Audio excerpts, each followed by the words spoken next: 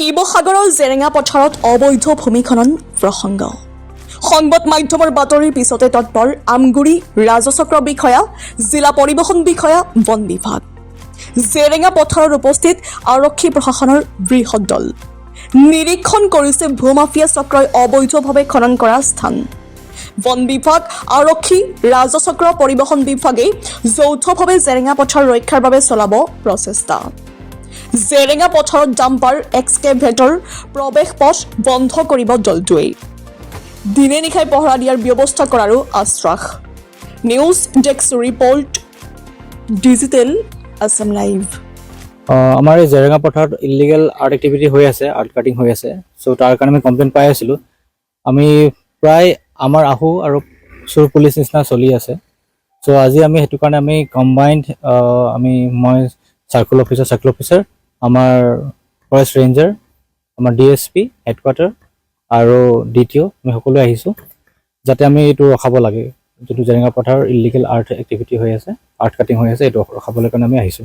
চ' ইয়াত আমি প্লেনিং কৰিছোঁ কেনেকৈ ৰখাব পাৰোঁ অলৰেডি দুখন আমাৰ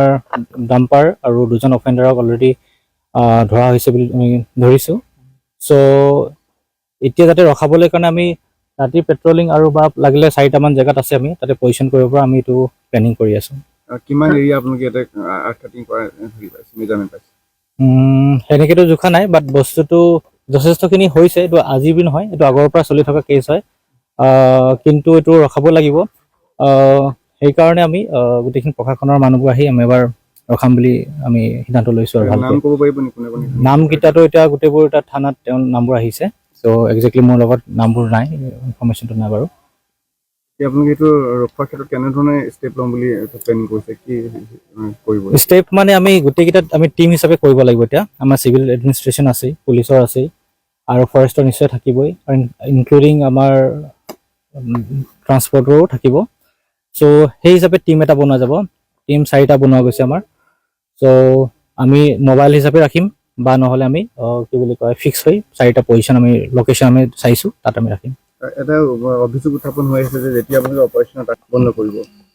চ' সেই বস্তুটো সেইটোৱে চবতকৈ দুখৰ কথা আমি আহিবৰ কাৰণে সদায় আমি ধৰিবৰ কাৰণে একশ্যন ল'বৰ কাৰণে আমাৰ টিম পঠোৱা যায় বা অহা যায় আহোঁতে এনেকৈ ধৰি লওক কেনেকৈ গম পায় সেইটোৱে ডাঙৰ কথা চ' সেইটো এটা দুখৰ কথা চ' সেই নেক্সাছটো আমাৰ প্ৰশাসনৰ লগত কোনো জড়িত নাই